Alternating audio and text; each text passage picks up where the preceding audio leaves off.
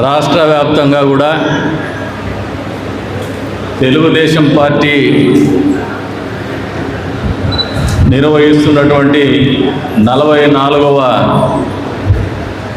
ఆవిర్భావ దినోత్సవానికి అధ్యక్షత వహించినటువంటి సోదరుడు శేషు గారికి, అదేవిధంగా విచ్చేసినటువంటి కదిరి నియోజకవర్గ తెలుగుదేశం పార్టీ కుటుంబ సభ్యులకి, ప్రత్యేక ఆహ్వానితులుగా విచ్చేసినటువంటి సోదరులు పెద్దలు పార్టీ పరిశీలకులు వహీద్ గారికి, విచ్చేసినటువంటి పాత్రికేయ మిత్రులకు అందరికీ కూడా పేరు పేరున నమస్కారాలు, ఆవిర్భావ దినోత్సవ శుభాకాంక్షలు. మొదటిగా తెలుగుదేశం పార్టీలో సభ్యత్వం ఉన్నందుకు, తెలుగుదేశం పార్టీ కుటుంబ సభ్యులమైనందుకు మనమందరూ కూడా సంతోషపడాలా, గర్వపడాలని చెప్పేసి కూడా ఈ సందర్భంగా మీకు అందరికీ కూడా తెలియజేస్తాను. జీవితంలో మనకు 1,00,000 అవకాశాలు వస్తుంటాయి. కొన్ని అవకాశాలు మన జీవితాన్ని మలుపు తిప్పుతూ ఉంటాయి.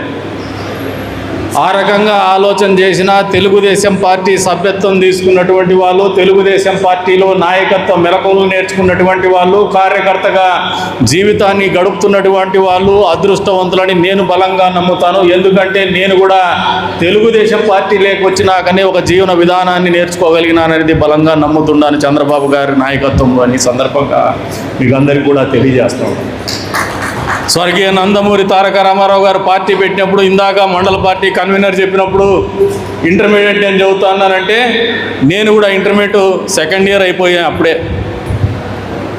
ఎన్టీ రామారావు అని హీరోగా చూసుకునేవాళ్ళం. మామూలు ఎక్కడైతే కసిగా సంక్షోభాన్ని ఎదుర్కోవాలనే ఆలోచన ఉన్నటువంటి కార్యకర్తను ఎవరినైనా కానీ నిలబెట్టి అత్యున్నత స్థాయికి తీసుకుపోగలిగినటువంటి ఏకైక రాజకీయ పార్టీ భారతదేశ రాజకీయాల్లో తెలుగుదేశం పార్టీ మాత్రమే ఈ సందర్భంగా తెలియజేస్తూ ఉన్నారు.